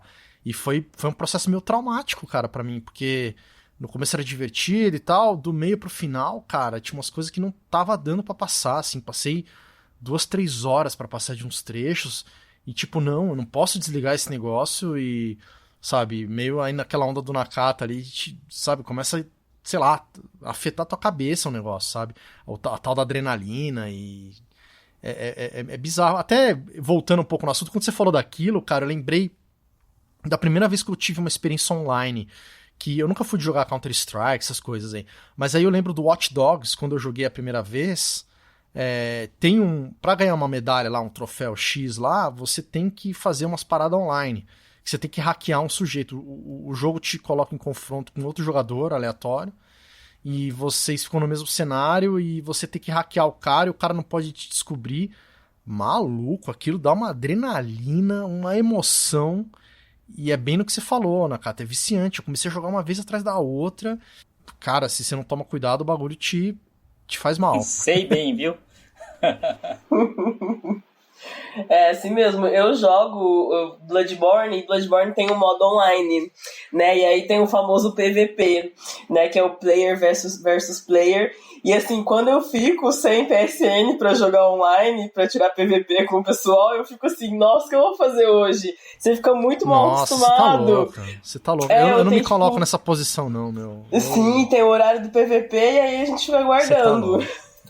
Você joga online também, Dani? Só FIFA. Só FIFA. Aí não tem erro, né? não tem terror. Só na bolinha ali, tá tudo certo. É isso. Sabem o que fazer. Façam suas rotas, marquem os registros, matem os infectados. Se toparem com alguma coisa que não dão conta, voltem. Fiquem ligadas. É isso. Podem ir.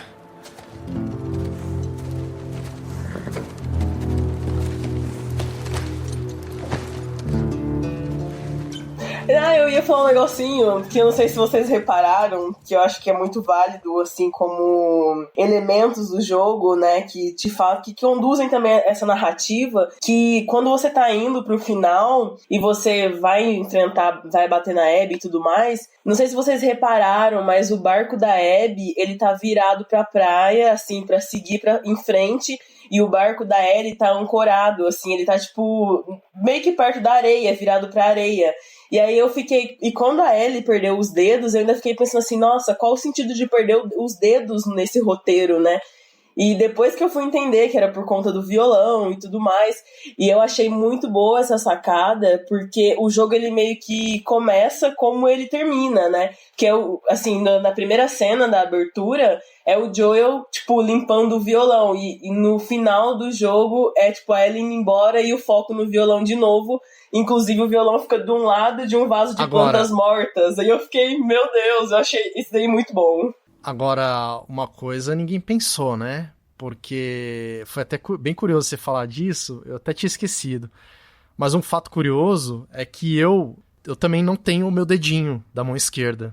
Eu tive um acidente quando era criança e eu tenho parte dele só, né? E uma grande dificuldade quando eu cresci, enfim, fiquei adolescente e tal, foi tocar violão, eu era criança. Cara, eu não pensei 2 vezes. Eu virei o violão de lado, troquei as cordas e toco ao contrário, entendeu?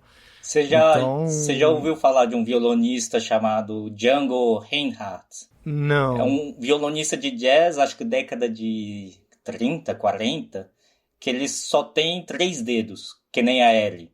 Olha e aí. Toca pra cacete. Eu conheço o Phil Keaggy, né? Ele é famoso também. Também não tem uns dedos, mas eu acho que é da mão direita que ele não tem. E pra dedilhar fica mais difícil. Como o meu é da mão esquerda, né? Enfim, aí quando rolou o da Abby, o da Ellie, talvez, enfim, pra mim não chocou tanto, porque a verdade é que eu já vivi muito mais sem dedo do que com dedo. Então eu sempre brinco, as pessoas ficam chocadas quando descobrem e tal, porque não dá muito pra perceber, né? O dedinho é só uma parte dele. E, enfim, algumas pessoas percebem, assim, é difícil alguém perceber. E aí fala, nossa, porque, enfim, é um choque quando você percebe que alguma pessoa não tem uma parte do corpo e tal, você até fica curioso e tal, né? Pô, como é que é e tal, é estranho e tal. E pra mim só fez falta realmente pro violão. E também o violão eu acabei invertendo e, obviamente que, né, aí não é qualquer violão que você pode pegar, não é qualquer lugar que você vai poder tocar com o violão dos outros e tal, mas também não segui, acabei aprendendo o básico e faz muito tempo que eu não toco também, mas eu achei meio entendi a sacada dos caras com a história, mas falei, pô, ela podia muito bem ter pegado o violão e, sabe, e virado, quero continuar, mas enfim, era a história do jogo. Entra no simbolismo, né? Do no simbolismo dela realmente deixar pra trás, né, a história. Mas eu só ficava pensando, cara, um violão desse maravilhoso, ela vai deixar na janela, com a janela aberta, fora do case. Enfim, pensamento de terceiro mundo, né, que o violão é caro pra caramba, né, lá é preço de banana, né. A parte 3 pode ser a Ellie voltando lá pra recuperar o violão quando ela se toca, que ela podia só ter invertido ele. Podia ter tocado com a outra mão. Não, eu falei agora dessa questão de terceiro mundo, mas pensa, no mundo de pandemia, vai achar um violão inteiro, né, cara? Fica cada vez mais raro você conseguir um violão bacana inteiro pra tocar. Tem um detalhe no final também, já que a Bruna tá falando, a tela de menu que começa com um barco no início, não é? E no final, quando você termina o jogo, é o barco de dia. Vocês lembram disso? É, o barco de dia. Sim. Então, parece que aquela praia lá é a praia de Catalina, onde a Abby estava tentando ir para encontrar o Firefly. Então, Santa Bárbara e tal, né? Nossa, então é quase como uma dica que ela conseguiu chegar. Olha aí. Olha só. Quem sabe daqui 7 anos a gente descobre de novo, né? Daqui a algum tempo aí, parte 3. Tomara que não demore tanto, né, gente? Porque, olha, é muito legal que eles lancem mais jogos. Naughty Dog tá de parabéns. Baita jogo.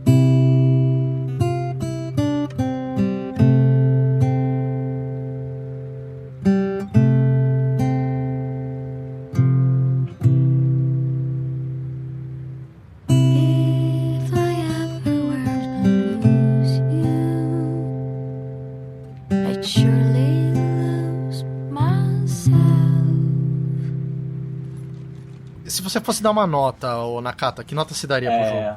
Daria entre 8 e 9, cara. Acho que 9. 8 e 9. Porque eu acho o primeiro 10. Esse eu acho que daria 9. Primeiro 10, esse 9. Que nota se daria, Bruna? Eu acho que ficaria entre 8, por conta dessas coisas do roteiro, assim, que me incomodaram um pouco, e acho que seria 8. E você, Dani?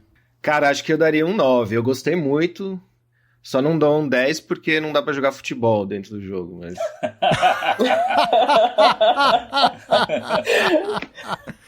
Ia ser genial, hein, cara? Ela bate uma bola... Se bem que tem uma hora lá que ela brinca com o cachorro, joga a bola pra um lado, joga a bola pro outro, né? Uma bola de tênis, né? Não é de futebol. E eu lembro que tem uma bola de futebol, hein? Lá dentro do estádio, eu lembro que eu tava com a Abby e eu esbarrei numa bola de futebol que tava no chão. Eu lembro que eu brinquei, fiquei tentando empurrar a bola pra frente, mas a bola ia pra todo lado, menos pra onde eu queria. Bem parecido com a vida real, assim, eu sou péssimo com a bola no pé. Mas eu também acho que eu daria 9. Eu daria 9, enfim, por conta dessas confusõezinhas aí. E eu achei a trilha desse segundo pior, eu achei menos marcante, sabe? Com certeza, eu também acho. Sim. É mais pontual, né, e mais escasso, né, parece que misturar algumas músicas dele com umas outras coisas mais genéricas, e o primeiro é muito mais marcadinho, né. Eu senti que deu uma diluída na personalidade da música, ficou um pouquinho mais genérica e às vezes relembrava um pouco o primeiro, sabe? Sim. Aliás, vocês viram que ele tá no jogo, né? Vocês repararam? Ah, sim, no começo, Cara, né? eu acabei de abrir aqui um Google pra colocar a foto dele e você leu o meu pensamento. Eu falei, caramba, esse cara tava no jogo. É o tiozinho do banjo. Ah, o cara do banjo. Lá no começo. É ele mesmo. Sim, eu lembro que eu fiquei fuçando pra caramba ali quando eu joguei de novo. Nossa, que muito louco. Legal, colocaram né? o cara no banjo. Que massa, mano. Que massa. Muito style isso. Ele já ganhou Oscar, né? De trilhas, de filme, né? Se eu não me engano. Sim. Não, ele é incrível, cara. As trilhas dele são... Acho que ele é argentino, se não me engano. Ele fez a trilha do que o Daniel Rezende estava falando. Do Diários de filme Motocicleta. do Che. Isso. Diário de Motocicleta. Ah, foi por isso que você brincou lá, Daniel? Quando a gente tava no curso? Estavam falando sobre ele, né? Acho que por causa disso, sim. Ah, não, engraçado que eu realmente dei risada, alguém escreveu no chat, assim, enquanto o Dani tava falando, The Last of Us, aí eu falei, nossa, igualzinho mesmo e tal, não sei o quê, e nem sabia que era o mesmo cara. Olha eu. É o mesmo cara. Que style, Nossa, style. o que eu uso de referência às músicas dele, cara, acho incrível, assim. Tem essa personalidade do acústico, sabe? Total, eu também, cara. Tanto que tem uma história engraçada, né? Eu uso bastante como referência, e uma vez eu tava montando um dock e eu botei uma trilha do Last of Us mais tranquila, assim, de violão no fundo. Aí eu fui mostrar o corte pra um brother meu que é muito gamer, aliás, um abraço pro Chris Tex, se estiver ouvindo aí. E o cara falou, puta, mano, achei legal o doc, mas eu fiquei o tempo inteiro com medo que ia sair um zumbi da mata. Genial. Tipo, o cara associou imediatamente. Nossa, não, pra você ver o nível da coisa, né, cara? Os caras não estão pra brincadeira mesmo, né? É uma obra, podemos considerar cinematográfica aí, só não é porque, enfim, não tem nada filmado de fato, né? Tudo... Aliás, na verdade tem, né? Eu tava vendo até um especial aqui que tem toda... Enfim, a gente pode ficar até amanhã falando disso aqui, mas tem todo um lance de captação de movimento, né? Eu tava vendo, tem os atores que gravaram, rola até tem um making-off lá da cena de quando o Jesse vai acordar a Ellie lá no começo pra eles irem atrás, cobrirem o Joel lá na trilha e tal. E os caras atuando mesmo. Cara, muito legal. Tem uma história incrível que... No podcast que eu indiquei lá da Sony, falando sobre o jogo, que o Troy Baker, que faz a voz do Joel, estava falando da cena do primeiro, onde morre a filha. E que ele ia gravar essa cena e ele tem toda a preparação de ator, aquela técnica de você... usar sentimentos pessoais, de memórias, para você entrar no mesmo na emoção.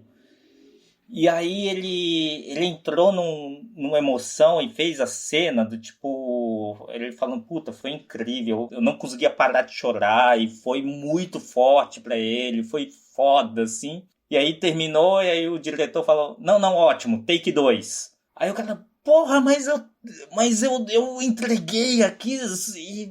Não, take 2. Aí ele fez take 3. Ele falando, puta, mas não ficou tão bom quanto a primeira, né? E aí, depois de um tempo, já estavam terminando o jogo, aí o diretor liga pra ele de novo. Acho que a gente vai ter que refazer a cena da morte da filha. Aí o cara, não, nem fudendo. Eu entreguei a melhor atuação. Eu pus minha emoção naquela cena. No primeiro take você já tem. Aí o diretor falou, vou falar aqui que eu tenho nessa cena. Eu tenho um homem absolutamente devastado, quebrado e onde não perdeu absolutamente tudo. Você entregou isso, mas o que eu quero? Eu quero um homem onde a filha ainda não morreu. Eu quero que essa pessoa ainda tenha esperança e lute pela sobrevivência da filha, até que ele quebre, e isso você não me deu. E aí você saca, puta, como... Olha o nível da parada. O nível de direção, sabe? De você entender a cena, assim, e a qualidade do diretor, sabe? A gente tá realmente misturando os dois mundos, né? Não sei onde isso vai parar. Eu tô gostando pra caramba dessa experiência, tô me deleitando. Cinema e game é uma mistura maravilhosa. Espero que cada vez se funda mais, a gente tem experiências cada vez mais fantásticas, como esse The Last of Us trouxe pra gente, tanto 1 quanto 2, né? Porque é realmente muito gostoso, né, cara? Pra quem gosta, é um prato cheio de, né, saboroso e bem digesto, né? Eu faço votos que isso tenha vida longa. Por isso que eu torço pra ter uma terceira parte. E também que se tiver outra história, que de repente, né? Porque se você for pensar, também quem pensava nos Uncharted, de repente pensou, puta, acabou Uncharted, nada mais vai superar Uncharted. E veio The Last of Us, né? É a mesma coisa, a gente pensa, puta, The Last of Us, e que amanhã é uma outra coisa que supera o The Last of Us, né? E assim, né, a humanidade vai evoluindo.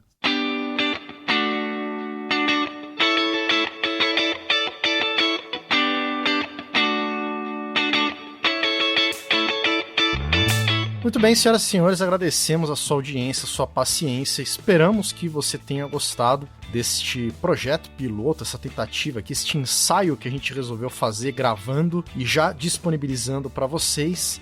Foi um papo muito bacana, agradeço aqui a presença do Nakata, do Weber e da Bruna Matos. Obrigado pela ajuda aí de vocês. Eu acho que a gente tem um time bom aqui, a gente tem potencial aí para analisar outros jogos, se vocês estiverem afim. Se o pessoal também dá um feedback bacana sobre esse programa, se quiserem ouvir mais sobre isso também. Enfim, tenho que jogar outros jogos, tem alguns jogos que eu já joguei e que o pessoal jogou, acho que tem um mundo aí para explorar. A gente pode tentar até focar mais até, né, nas histórias. A gente ficou talvez um pouquinho perdido aqui no começo do programa, mas eu creio que foi uma experiência bacana. Queria muito de coração receber esse feedback aí de você que acompanha a gente faz um tempo aí. Joga real aí pra gente, vê se a gente viajou na maionese, vê se ficou legal, se querem mais, ou se é melhor continuar fazendo só os sala de edição e o segundo corte. É um nicho que a gente não tem a expertise como, né, se tem por aí os canais de games. Como eu falei lá no começo, a ideia não é essa também, mas acho que pode ser divertido a gente falar de jogos, roteiro e montagem com montadores, com editores na nossa sala de edição, fazer uma sala de jogos aqui para misturar, né? Eu creio que muitos dos editores gostem também de jogos, então pode ser uma coisa bacana. Obrigado, Nakata, pela presença. Daniel Weber, espero ainda te encontrar pessoalmente, cara. Mas enquanto isso, foi um prazer conversar pela primeira vez com você por voz, né? A gente já se falou. Tamo na transição aí, no fade-in, né? Foi primeiro texto, aí voz. Na próxima, quem sabe, a gente já toma uma breja junto. Pode crer, cara. Eu que agradeço, cara, o convite pra estar aqui. Tenho ouvido muito Sala ultimamente esse mês e, aliás, parabéns, é uma excelente iniciativa e, porra, cara, foi um prazer. Belo papo. Obrigado, Léo, obrigado, Bruna, obrigado, Rafa e obrigado ao ouvinte. Valeu, brigadão. Valeu, Bruna, pela presença aqui também, por ter acelerado aí a jogatina. Esperamos não ter atrapalhado a tua experiência no final do jogo aí, mas obrigado por ter corrido pra gente poder gravar aqui. Imagina, valeu, Rafa, pelo convite. É um prazer estar aqui hoje pra conversar com vocês, gente. Obrigadão.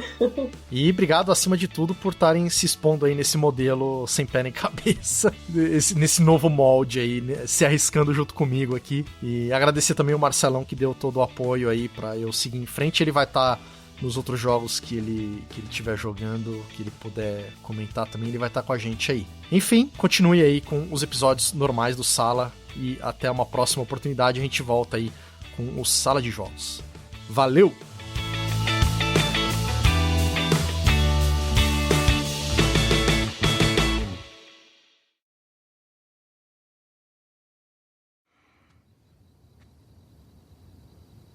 Você lembrou da piada?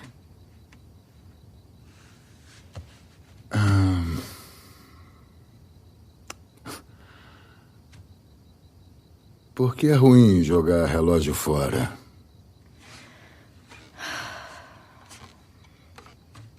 Porque é perda de tempo. Essa é boba. Pois é.